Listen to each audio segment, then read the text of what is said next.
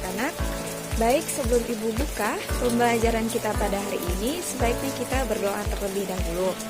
Berdoa menurut kepercayaan masing-masing, berdoa dimulai. Berdoa selesai. Baik, selanjutnya Ibu akan absen terlebih dahulu. Alhamdulillah hari ini siswa Ibu hadir semua ya. Baik, hari ini kita akan mempelajari tentang teks eksplanasi di KD 3.10 tentang menelaah teks eksplanasi berupa paparan kejadian suatu fenomena alam yang didengar dan dibaca. Di pertemuan kali ini ada 2 indikator pencapaian yang akan Ibu jelaskan. Yang pertama 3.10.1 yaitu menguraikan struktur teks eksplanasi yang dibaca. Kemudian 3.10.2 yaitu merinci kaidah kebahasaan yang terdapat pada teks eksplanasi yang dibaca. Baik, selanjutnya Ibu akan mengenali struktur teks eksplanasi ke kalian. Struktur ini penting untuk kalian pahami dengan baik dan benar agar nanti kalian bisa menguraikan paragraf-paragraf teks eksplanasi. Nah, sekarang bisa dilihat ada 3 strukturnya. Yang pertama yaitu pernyataan umum, yang kedua ada rangkaian peristiwa, dan yang ketiga ada ulasan. Pernyataan umum ini berisi tentang paparan yang terkait dengan teks eksplanasi tentang fenomena apa yang akan kita bahas. Jadi nanti penjelasannya terkait dengan fenomena. Kemudian rangkaian peristiwa itu terkait dengan bagaimana fenomena itu bisa terjadi. Nah, jadi nanti itu menjelaskan bagaimana proses mengapa suatu fenomena itu bisa terjadi atau terbentuk. Kemudian ulasan. Ulasan ini berupa paragraf penutup yang berisi tentang kesimpulan dari apa yang sudah dipaparkan berdasarkan paragraf sebelumnya. Nah, Ibu akan memberikan satu contoh teks eksplanasi terkait tentang fenomena alam. Dapat dilihat anak-anak judulnya ya, puting beliung. Baik, anak-anak dari teks berikut tolong kalian baca. Kemudian nanti kita akan menguraikan strukturnya bersama-sama. Ibu beri waktu membaca teks tersebut sekitar 10 menit. Tolong dibaca yang baik dan benar ya. Nah, karena sudah 10 menitan, sudah selesai kan baca teks eksplanasi tentang angin puting beliung? Sudah? Ya, sudah. Selanjutnya kita akan apa tadi? Iya, benar sekali. Kita akan menguraikan struktur teks eksplanasi teks tersebut. Untuk bisa menguraikan struktur teks eksplanasi dengan baik dan benar, kalian harus memperhatikan langkah-langkah kerjanya. Yang pertama tentunya kalian harus membaca teks eksplanasi tersebut dengan seksama. Sudah dibacakan tadi anak-anak teksnya? Sudah. Baik, selanjutnya pahami informasi apa yang kalian peroleh berdasarkan teks tersebut. Untuk memudahkan dalam mencari informasi, kalian harus bisa mencari gagasan utama untuk setiap paragrafnya. Setelah itu baru bisa menguraikan strukturnya satu persatu.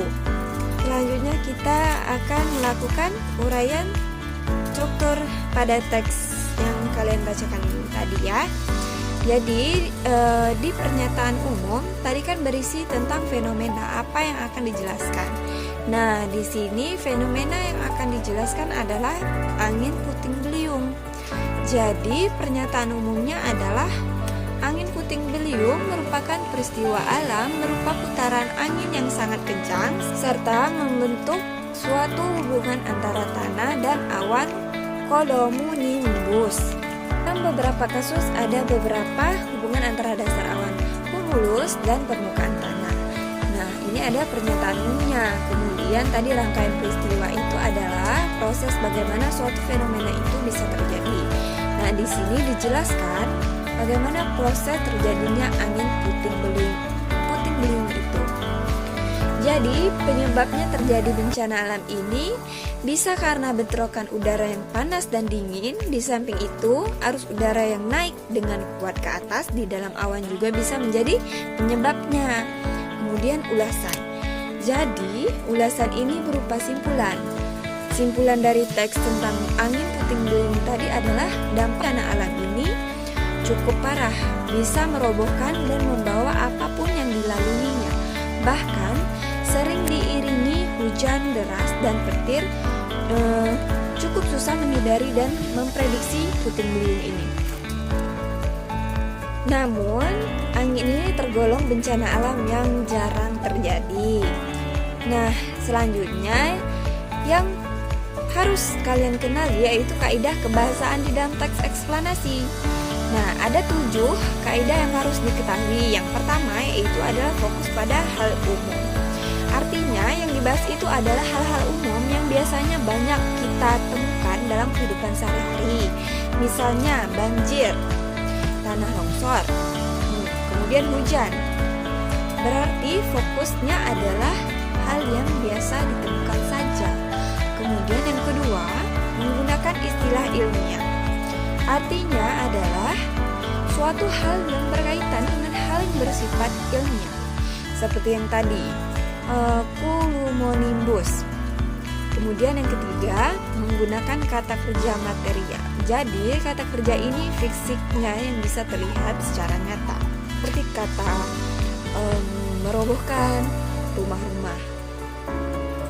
Kata merobohkan di sini adalah suatu kegiatan yang dapat dilihat, jadi dapat dilihat secara nyata.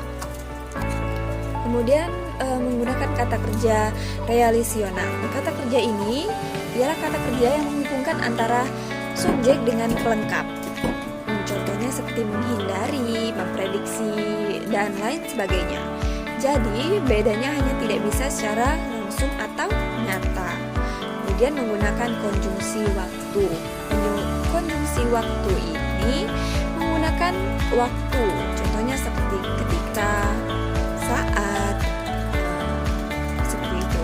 Kemudian menggunakan konjungsi kausal. Konjungsi ini ialah konjungsi yang ditandai dengan karena, sebab, seperti itu. Kemudian ada menggunakan kalimat pasif. Kalimat ini adalah kalimat yang biasanya kata kerja itu diawali dengan di atau ter. Contoh kalimat yang diawali dengan di ialah diiringi hujan deras. Nah, ini adalah kaidah kebahasaan di dalam teks yang harus kalian ketahui ya. Nah, pembelajaran kita hari ini cukup sampai di sini. Ada yang ingin ditanyakan? Baik, jika tidak ada pertanyaan, Ibu akan memberikan tugas ya. Jadi tugas kalian adalah buatlah teks eksplanasi tentang bencana alam, kemudian buatlah uraian strukturnya. Baik, terkait tugas yang Ibu sampaikan, ada yang ingin ditanyakan lagi?